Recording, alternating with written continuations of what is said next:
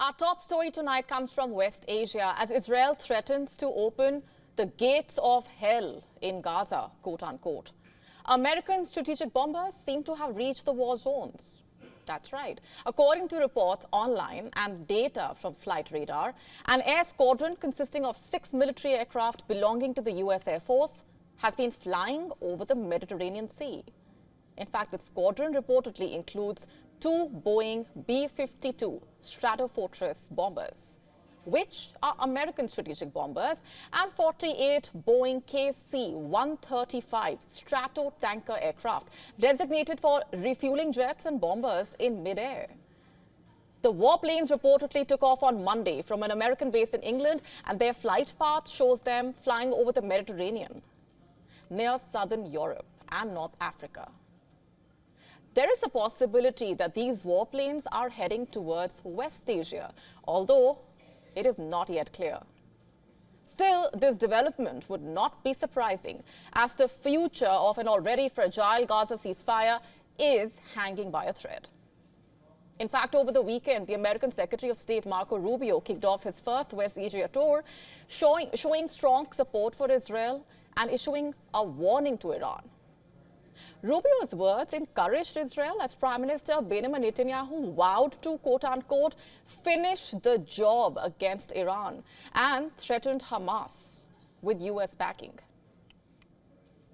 The Trump administration also sent heavy Mk-84 bombs to Israel, lifting a previous block imposed by Joe Biden. And this shows a united front between the US and Israel on Gaza.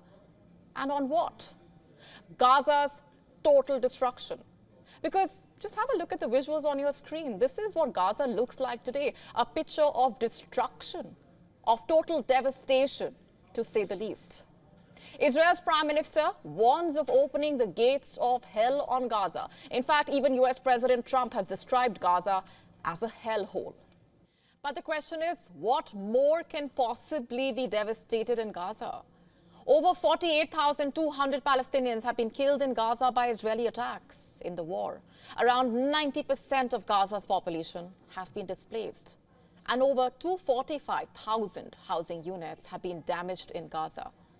Ask that question and you will get no answer, perhaps, at least from Israel. Israel is reportedly still blocking the entry of shelters into the Gaza Strip, which was one of the conditions, remember, of the ceasefire agreement. Tens of thousands of mobile homes, part of the ceasefire deal, have not yet been allowed into Gaza. They remain stuck at the Rafah crossing with Egypt, awaiting Israeli permission to enter.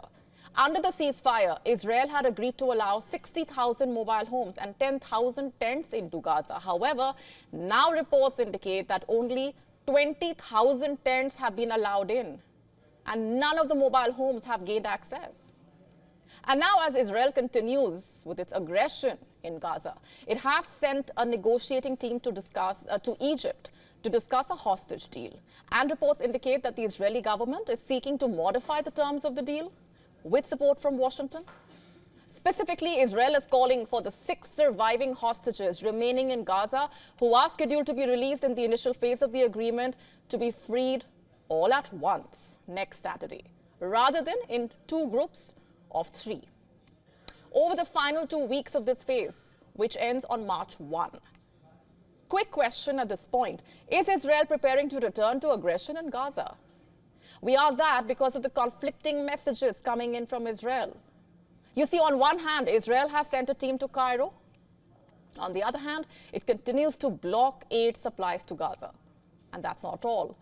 Threats have been made to open the gates of hell if Hamas does not release the remaining captives. The Trump administration, in fact, is now fully backing Israel's military objectives in Gaza, casting further doubts on the already shaky truce deal. And there appears to be little political will from Netanyahu, and certainly from his right-wing allies, to proceed with the second phase of the ceasefire. Just for context here, phase 2 of the ceasefire deal is set to commence immediately after the first phase ends on the 1st of March. And this phase basically would involve the release of all remaining male Israeli captives, including soldiers. So far, 19 hostages have been released. In exchange, Israel will fully withdraw from Gaza and release more Palestinian prisoners. However, Netanyahu, facing immense pressure at home from the families of hostages and from far-right elements within his cabinet, finds himself in a deadlock. Resuming military action after Trump established the goal of expelling Palestinians from Gaza would be seen by allies as a failure. Yet, moving forward with the second stage of the ceasefire could topple Netanyahu's government, and he is in a challenging position. Remember, Israel has not met its goal to wipe out Hamas. And now with Trump's big goals for Gaza, that goal seems even more difficult to achieve for Israel. And on the other hand, continuing with the ceasefire, a full withdrawal from Gaza, and prisoner exchanges, including the release of high-profile prisoners, seems virtually impossible for Netanyahu's current government. And what happens next is anybody's guess. To stay up to speed with the latest news, download the WION app and subscribe to our YouTube channel.